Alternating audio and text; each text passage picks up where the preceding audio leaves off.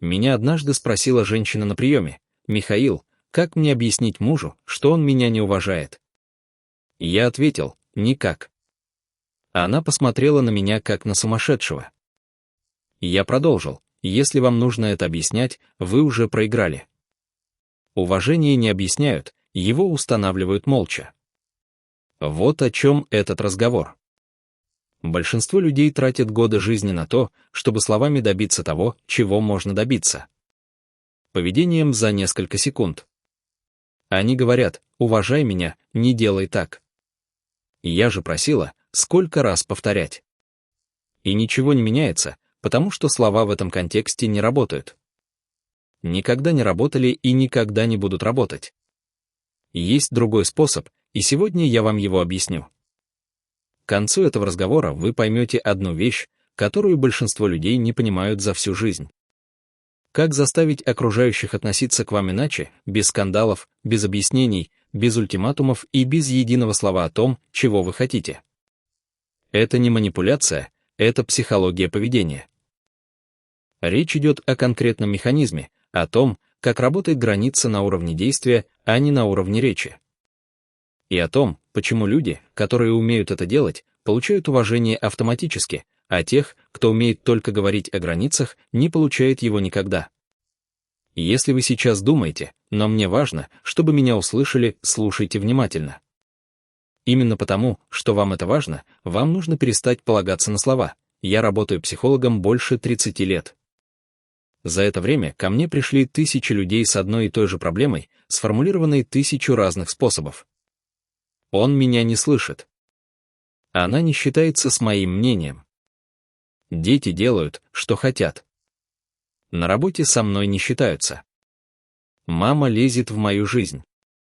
Разные люди, разные ситуации. Одна проблема — отсутствие границ. И каждый раз, когда я спрашиваю: «А что вы сделали, когда это произошло в первый раз?» Ответ почти всегда один. Я объясню. Я попросил, я сказал, что мне это неприятно, а потом во второй раз объяснил еще раз более подробно, а в третий поговорил серьезно. Эта модель не работает. И я хочу, чтобы вы это поняли не как абстракцию, а как физический факт.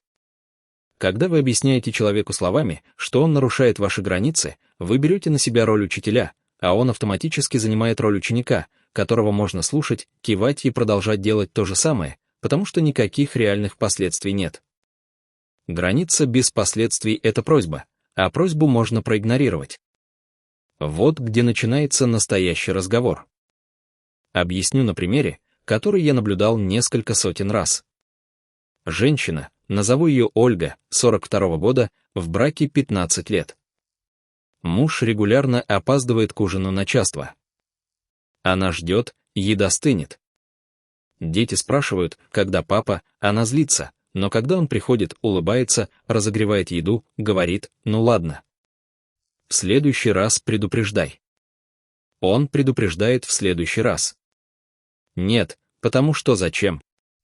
Она все равно разогреет. Однажды Ольга решила поговорить по-серьезному. Она объяснила, что это неуважение, что она устает ждать, что дети нервничают.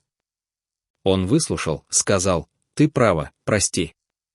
На следующей неделе снова опоздал на 1,5 часа. Ольга пришла ко мне и спросила, как мне до него донести. Я спросил ее: «А что происходит, когда он опаздывает?» Она говорит: «Я жду». «Вот и ответ», — сказал я. Она смотрит на меня. Я продолжаю: «Пока вы ждете, для него нет никакого сигнала о том, что что-то не так. Ваш рот говорит: мне неприятно. А ваше поведение говорит: все в порядке». Он слышит поведение. Это ключевой момент, который я хочу, чтобы вы запомнили. Люди не реагируют на слово. Люди реагируют на последствия. Нейробиология это подтверждает. Исследования Антонио Дамасио, невролога из Университета Южной Калифорнии, показали, что человеческий мозг принятия решений в первую очередь обрабатывает эмоциональные сигналы. То, что он уже чувствовал в похожих ситуациях. Не то, что ему сказали, то, что он прожил на опыте. Если опыт взаимодействия с вами говорит, нарушение границы не имеет последствий, мозг этого человека будет продолжать действовать так же, автоматически, без злого умысла. Это не жестокость, это адаптация. Ольга слушала и молчала, потом спросила: «Так что мне делать?» Я ответил: «Перестать ждать». Она говорит: «В каком смысле?» «В прямом. Он опаздывает, вы ужинаете без него. Дети ужинают, еда убирается. Когда он приходит на кухне, пусто. Он разогревает сам или нет? Это его выбор». Она посмотрела на меня так, словно я предложил что-то незаконное. Но вот что происходило дальше. И именно здесь начинается то, что большинство людей не ожидают. Ольга попробовала. Первый раз она не ждала. Муж пришел, стол убран. Она сидит в гостиной, читает книгу. Он удивился, спросил: «А ужин?» Она говорит: «В холодильнике разогрей сам». Он разогрел, поел один, ничего не сказал. Она тоже ничего не сказала. Это важно. Она ничего не объясняла. Никаких. «Я так делаю, потому что ты опаздываешь». Никаких лекций. На следующей неделе он снова опоздал, снова пустой стол, снова сам. На третьей неделе он написал: «В 700 вечера, задерживаюсь на час, ужинайте без меня». Ольга позвонила мне через 3 недели после того, как мы поговорили, сказала, он начал предупреждать. Я ничего ему не говорила. Именно. Теперь давайте разберем, что произошло на уровне психологии, потому что это не волшебство, это механизм. Когда Ольга перестала ждать, она отправила сигнал не словами, действием. Сигнал звучал так: «Мое время имеет ценность. Твое опоздание влечет реальные последствия для тебя, а не для меня». Это и есть граница. Граница — это не то, что вы говорите. Граница — это то, что вы делаете. И здесь я хочу остановиться на моменте, который большинство людей пропускают. И именно из-за этого у них ничего не получается. Когда Ольга не объясняла, это было намеренно, объяснение в этой ситуации разрушает все. Вот почему, когда вы объясняете, вы приглашаете к дискуссии: «Я не жду тебя, потому что ты опаздываешь». Это приглашение для него сказать: «Но у меня были причины». Ты преувеличиваешь. Я думал, ты не против. Дискуссия перемещает власть. Теперь ему нужно только найти аргумент достаточно убедительный. И ваша граница растворяется в разговоре. Молчание убирает эту опцию. Молчание говорит: здесь нет дискуссии, есть только реальность. Это и называется молчаливым уважением. Не к нему, к себе. Но тут возникает вопрос, который мне задают почти всегда, когда я об этом говорю: а если человек обижается? А если он злится? А если говорит, что я веду себя холодно? Вот где начинается самое интересное. Это происходит почти всегда. Когда вы начинаете действовать иначе, человек рядом с вами реагирует. И часто эта реакция некомфортна для вас. Он говорит: «Почему ты такая холодная?» Она говорит: «Ты специально меня игнорируешь». Мама говорит: «Ты стала другой». Начальник говорит: «Ты раньше была более гибкой». И здесь большинство людей ломаются, потому что слышат это и думают: «Я делаю что-то не так. Я причиняю боль. Я должна объяснить». И начинают объяснять, и граница исчезает. Давайте посмотрим, что на самом деле происходит в этот момент. Когда человек говорит: «Ты стала холодной», он не описывает реальности, он описывает свое неудобство. Потому что привычная для него система дала сбой. Он привык получать определенную реакцию от вас и теперь не получает. Его мозг интерпретирует это как угрозу. Отсюда тревога, обида, попытка восстановить прежний порядок через обвинение или жалобу. Это нормальная реакция на изменения. Но вот что важно понять. Его дискомфорт — это не ваша ошибка. это сигнал того, что граница работает. Я повторю, потому что это ключевое. Сопротивление — это признак того, что граница реальная. Если человек ничего не заметил, значит, ничего не изменилось. Теперь вопрос, как вести себя, когда на вас давят, когда говорят: «Объясни, почему ты не такая, как раньше». Есть несколько вариантов ответа, которые работают, но сначала один принцип, без которого эти варианты не имеют смысла. Принцип звучит так: вы не обязаны защищать свое поведение. Вы не на суде. Вы не должны доказывать, что ваши действия обоснованы. Граница не нуждается в адвокате. Когда вас спрашивают, почему ты не ждешь меня, вы можете ответить просто: потому что мне так удобно, это достаточно. Не потому, что ты опаздываешь, и это неуважительно. Не потому, что я устала и мне нужно было донести до тебя, что просто мне так удобно. Это не холодность, это ясность. И тут мне хочется рассмотреть один тип ситуации, который встречается особенно часто и который люди находят особенно трудным. Это не партнер, это родитель. Мать, которая звонит по 5 раз в день, отец, который при каждой встрече говорит, что вы делаете жизнь неправильно. Родители, которые приезжают без предупреждения, дают советы по поводу воспитания ваших детей, комментируют вашу внешность, вашу карьеру, ваши отношения. Каждый раз, когда я слышу эти истории, я слышу одно и то же. Я пробовала говорить с ними, они обижаются. Они говорят, что я неблагодарна я. Это самая тяжелая категория, потому что здесь включается вина. А вина — это самое мощное оружие против границ.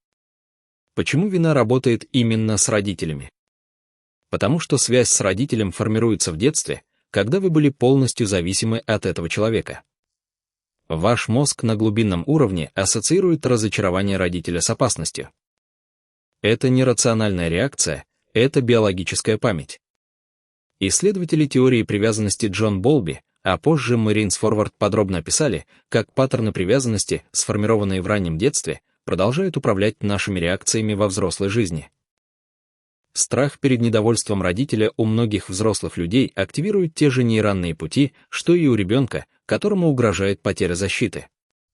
Поэтому, когда мама говорит: «Ты меня обидел», внутри взрослого человека сжимается что-то детское, и он отступает.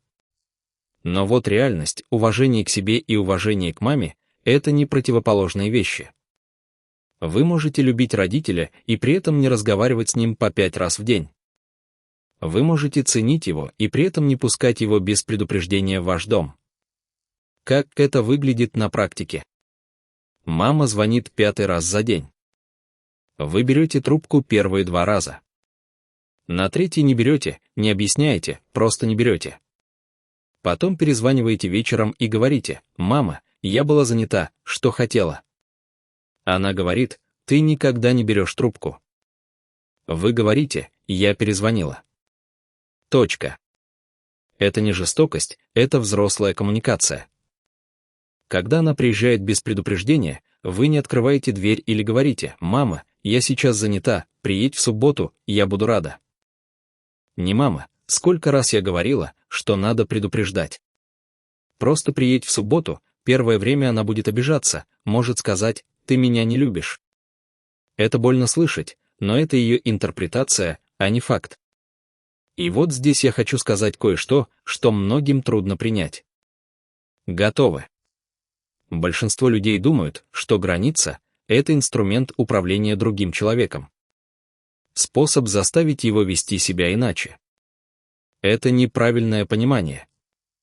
И именно из-за него люди годами пытаются выстроить границы, и ничего не выходит. Граница — это не про него. Граница — это про вас. Граница — это то, что вы делаете или не делаете. Не то, что вы запрещаете ему делать. Позвольте объяснить разницу. Ты не должен на меня кричать.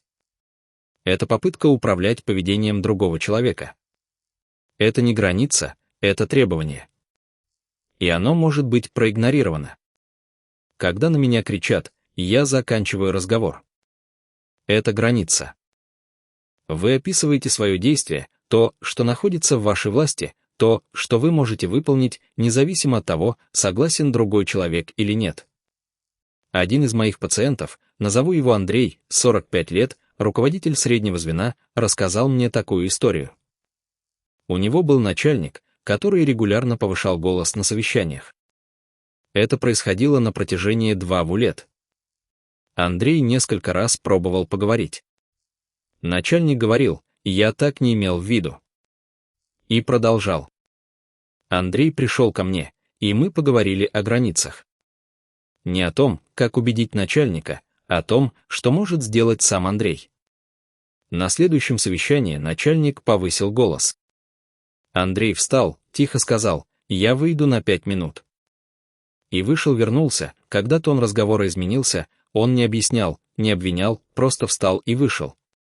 Через 3 совещания начальник перестал на него кричать, начал кричать на остальных, но не на Андрея.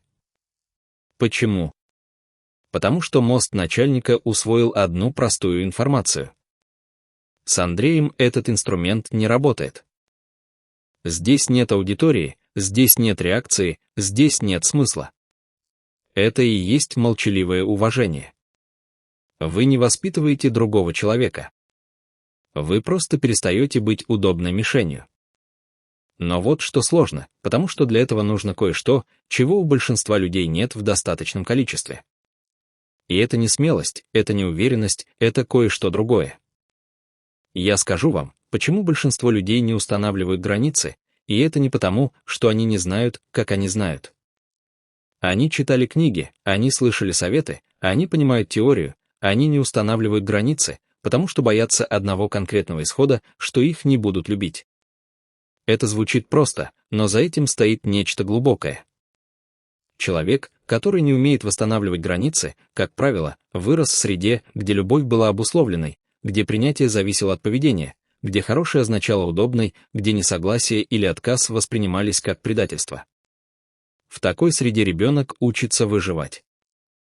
Он учится уступать, сглаживать, соглашаться, потому что несогласие стоит слишком дорого. Во взрослом возрасте этот механизм продолжает работать уже без реальной угрозы, но с той же силой.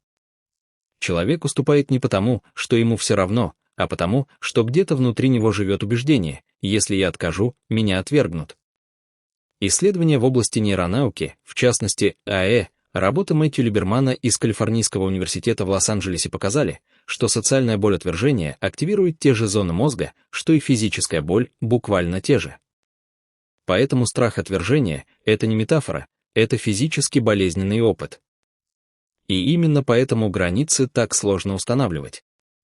Каждый раз, когда вы говорите «нет» или уходите с совещания или не ждете опоздавшего то внутри срабатывает сигнал тревоги. Мозг говорит «опасность». Но это ложный сигнал. Человек, который уходит от вас из-за того, что вы установили границу, это человек, которому была нужна не вы, а ваша доступность, ваша уступчивость, ваше согласие. Это не любовь к вам, это удобство с вами. Граница просто делает разницу видимой. И вот здесь я хочу перейти к тому, о чем говорю не так часто, но что считаю самым важным в этой теме. Хватит теории. Давайте говорить о том, что делать. Я выделю несколько конкретных ситуаций и объясню, как выглядит молчаливое уважение в каждой из них. Ситуация первая. Человек вас критикует, говорит что-то обидное за ужином, на работе, в компании. Большинство людей либо отвечают, и начинается перепалка, либо молчат и глотают и копят обиду. Оба варианта неэффективны. Что работает? Вы замолкаете, не отворачиваетесь, не злитесь, просто перестаете отвечать на этот конкретный поток, продолжаете разговор о другом. Или выходите из комнаты. Никаких объяснений.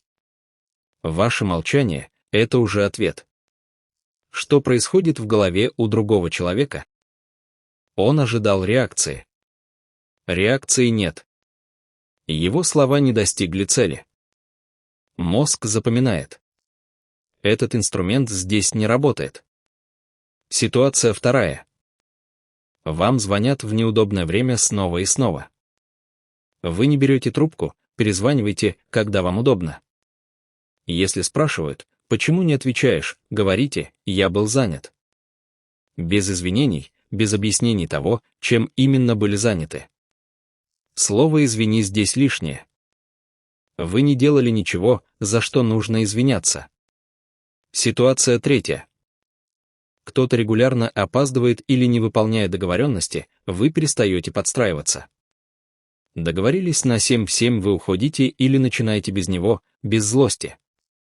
Просто вы живете по своему расписанию. Когда он приходит позже и удивляется, вы говорите: «Спокойно, я не мог ждать». Точка. Не ты всегда опаздываешь. Не я устала от этого. Просто констатация факта. Ситуация четвертая. Вас просят сделать то, чего вы не хотите делать. Нет, это полное предложение. Без «но», без «потому», что, без «в другой раз», обязательно. Просто нет. Если после первого «нет» человек продолжает давить, вы повторяете то же слово тем же тоном. Это называется техникой заезженной пластинки. Она работает именно потому, что не дает повода для дискуссии. Нет новой информации, нет точки входа для манипуляции. Теперь я хочу поговорить о самом тонком моменте во всей этой истории. О том, что большинство книг о границах не объясняют. О том, что происходит внутри вас, пока вы все это делаете. Когда вы впервые устанавливаете реальную границу, вам, скорее всего, будет некомфортно. Не ему, вам. Вы уйдете с того совещания и будете думать, правильно ли я сделала, не слишком ли грубо. Он теперь обиделся. Вы не будете ждать опоздавшего и будете сидеть и думать, может, все-таки подождать еще немного. Вдруг что-то случилось. Вы скажете «нет» и почувствуете импульс немедленно добавить. Но если тебе очень нужно, я постараюсь. Это нормально. Это не значит, что вы делаете что-то не то. Это значит, что ваша нервная система еще не привыкла к тому, что граница безопасна. Привычка формируется через повторение. Нейронаука говорит о том, что для формирования нового поведенческого паттерна мозгу нужно в среднем от 6 до 8 недель последовательного повторения. Это не мое изобретение, это данные из работ по нейропластичности. В частности, исследование Майкла Мерзенича. Через 6 недель последовательного поведения ваш мозг начинает воспринимать границу как норму. Тревога уменьшается, уверенность растет не потому, что вы стали другим человеком, а потому, что ваш мозг накопил новый опыт. Я сказал «нет» и мир не рухнул. Меня не бросили, все в порядке. И вот тогда происходит нечто интересное. Люди вокруг вас начинают относиться к вам иначе без того, чтобы вы им что-то объяснили. Не потому, что они вдруг стали лучше, а потому, что изменился сигнал, который вы посылаете. Это и есть молчаливое уважение. Уважение, которое начинается с вас, которое вы не просите, а просто излучаете через то, как вы действуете. Но есть одна последняя вещь, о которой я должен сказать, потому что без нее все остальное работает только наполовину. Если вы сегодня запомните одно, пусть это будет следующее. Граница — это не то, что вы говорите. Граница — это то, что вы делаете. Каждый раз последовательно, без объяснений и без извинений. Ваши слова описывают намерения. Ваши действия создают реальность. Люди учатся обращаться с вами так, как вы позволяете с собой обращаться. Молчалие и уважение — это не техника манипуляции, это просто честность. Честность между тем, что вы чувствуете внутри, и тем, что вы делаете снаружи. Когда эти две вещи совпадают, вам не нужно ничего объяснять. Все уже понятно. Человек, который живет в согласии с собой, не тратит энергию на то, чтобы убеждать других уважать его. Он просто живет. И уважение приходит как следствие. Если то, о чем мы говорили сегодня, откликается вам. Задайте себе один вопрос прямо сейчас. В какой ситуации в вашей жизни вы сейчас ждете, пока другой человек изменится? Вместо того, чтобы изменить свое поведение. Ответ на этот вопрос Это и есть ваша точка входа.